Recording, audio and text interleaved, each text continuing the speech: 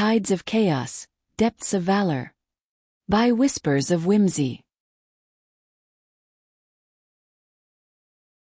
Lysander's tail sliced through the cool, dark water with an ease that only a creature born of the sea could possess. His scales shimmered like liquid obsidian in the glow of his bioluminescent lamp, the current flowing around him and pulling him forward as though the sea itself recognized him. He was free, for now, though his freedom felt more like a fragile illusion than a solid truth. Since the day he had awakened from his cursed slumber, the world had felt distant and unreachable. His love, Asphodel, was still on his mind, her face, her touch, their brief but intense moments together. He could still feel the softness of her skin, the warmth of her breath on his cheek as she whispered her promises of forever. But their world was a dangerous place. And they, by all accounts, were now outcasts. Tonight, though, was not for thinking about Asphodel. It was for survival. He had accepted a contract to find a blessed object capable of leading its owner to whatever, or whomever, they desired. His search had led him far into the deepest trenches of the Mediterranean where something about the sea shifted. He felt the pressure in his bones, and the way the tides whispered of something stirring in the deep.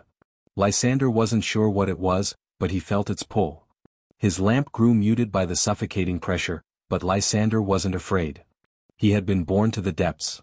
As he swam, a presence that was faint and yet powerful emerged from the depths below. He paused, his sharp, emerald eyes narrowing. There was something in the water ahead, a flicker of movement. A shadow, gliding just beyond his reach. Curiosity urged him onward, his sleek body moving with the grace of a predator. He swam closer. And then, suddenly, he felt it, a shift in the current, like a heartbeat from the depths. Lysander hesitated, every instinct telling him to turn back. But there was no turning back now. He had accepted his mission, and there was no backing down. The shadow appeared again, this time more clearly. It was not an ordinary creature of the sea. It was something different. Lysander's heart skipped a beat as he saw a glimmer of green light, faint and ethereal, swirling around a dark shape. It was a creature unlike any he had seen, an eel, but not quite. Its body was long and serpentine, shimmering with iridescence, the scales shifting in a hypnotic pattern. Lysander drew closer, the creature's presence almost magnetic. It seemed to sense him. Its large, multifaceted eyes locked onto his with an intensity that sent a shiver down his spine. "Stay back," a feminine voice murmured close to him. Lysander started and looked over to see a girl with flowing black hair and ivory skin treading water near him. His eyes narrowed as he took in her long, graceful legs. While she looked to be no more than 16, Lysander knew she had lived many lifespans beyond those of merfolk. "Siren Cassandra. What are you doing here?" he asked, his voice so low that it was carried away by the current before it could reach the creature. "Hunting," she replied in a soft voice. "It has someone I want." "Someone?" Lysander knew he had spoken too sharply the instant the word left his lips. The water around them shifted, and Lysander felt the sudden pressure of the currents growing stronger and pulling him in. His powerful tail flicked, trying to steady himself, but it was as though the sea itself had decided he was no longer in control. Across the distance the creature moved, its long body coiling and weaving in a fluid dance. It was mesmerizing, but Lysander could sense something else, something darker lurking in the creature's movements. This was no simple sea serpent. The eel-like creature let out a low, melodic hum, the sound vibrating through the water like a strange song. Lysander gritted his teeth, his eyes narrowing. He could feel the magic the creature carried within it, ancient and powerful, and the pressure of the currents intensified, dragging him forward. Lysander drew his dagger as, beside him, Siren Cassandra began to move her arms in a slow, subtle movement.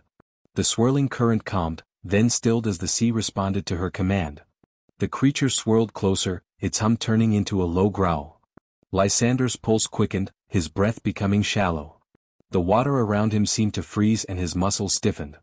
Siren Cassandra's hand stilled beside him. Lysander struggled against the ancient magic, its invisible bonds transfixing his body in place as his mind shouted at him to move, to do something. The creature's black, beady eye glared at him as it passed, moving towards the greater threat. Lysander closed his eyes and let the tension melt from his muscles, reaching inward instead of struggling outward, a flicker of will, fiery and defiant, surging from his core. He heard the creature bunch its serpentine muscles, preparing for a death blow. Pain lanced through every nerve as he suddenly pushed, vision blurring, his nerves screaming as he strained against the bond, until the magic cracked, then shattered, unable to hold against his will. His dagger drove deep into the beast's eye. It shrieked, convulsing, and the eye folded in on itself like a closing shell. The spell broken, Cassandra surged forward, drawing her sword and shearing the monster cleanly in half. A flare of blue-white magic ignited from within. With a howl like the cracking of glaciers, the creature was engulfed until it fizzled away with a small pop. "Well, that was awful," Cassandra remarked after she caught her breath. Lysander released a stream of bubbles as he barked out a short, relieved laugh. "What was this about a somebody?" "Down there," she nudged him and pointed. Lysander led the way towards the rocky sea bed, his long tail undulating in smooth, rhythmic waves. He slipped through a narrow crack in the floor and emerged into a vast cavern. The water was warm here, a stark contrast to the icy grip of the abyss he had just escaped. And in the center of the cavern, nestled against the walls, were what could only be described as the remnants of an ancient, forgotten civilization. Structures of coral and stone rose from the sea floor, twisted and carved in ways of natural artistry. At the heart of the cavern, half covered in moss and seaweed, rested a stone altar crisscrossed by thick bars. Cassandra raced past him, reaching the altar and the teenaged girl trapped in its cage. Lysander swam closer, curiosity and dread swirling within him. The magic in the air was thick, ancient, and dangerous. He had felt something like this before, on the day he had awakened from his slumber. A curse. His gaze shifted to the front of the altar, and that's when he saw it, a faintly glowing crystal embedded in the stone, its yellow light pulsing like a heartbeat. "Don't touch anything," he warned Cassandra.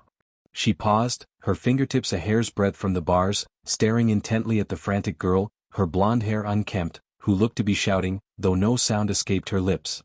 She looked down and analyzed the crystal. "I could really use a blessed harp right about now," she said dryly and glanced sideways at me.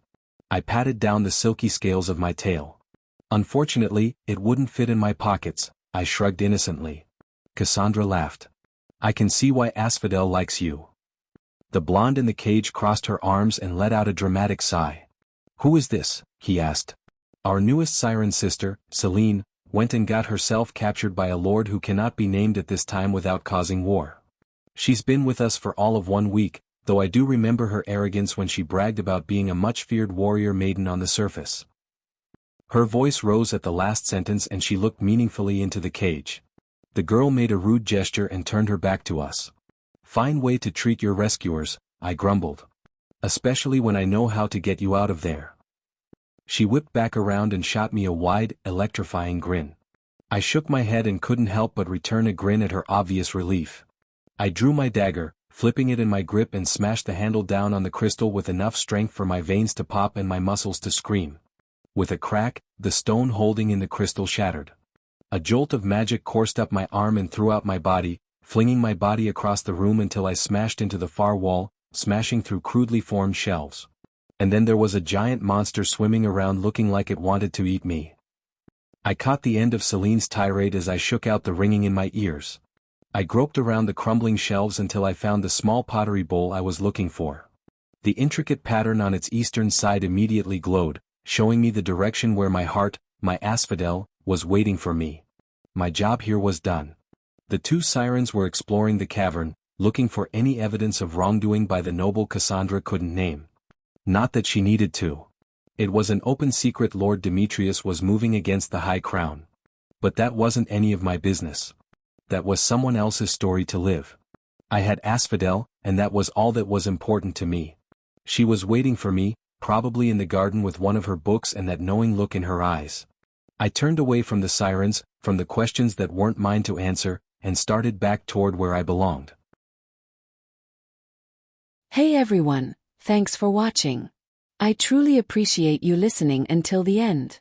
If you enjoyed this story, please hit that like button and subscribe so you don't miss any of my future stories. I'm going to try to add a new story weekly.